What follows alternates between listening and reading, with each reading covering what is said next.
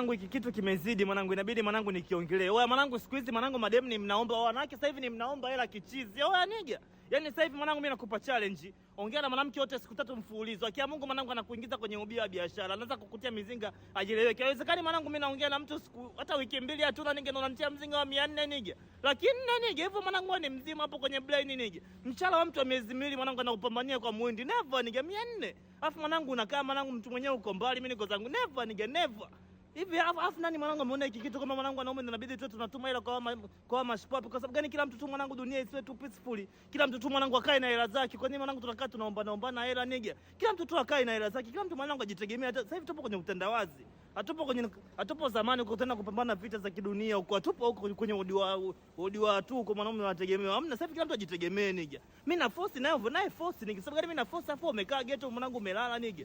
Hamna niga, kila mtu tu mwanangu apambane kivyake niga. Haiwezekani mimi na force mwanangu afu nakao 400 niga, hata 30 nyenye mwanangu usingitoa. Lakini umenionaje niga? Never niga. Lakini tunaomba, lakini hata wiki 2 niga hatuna. Never niga. Mikataba ya biashara hapa, nani nataka mimi kendo ajitegemee niga.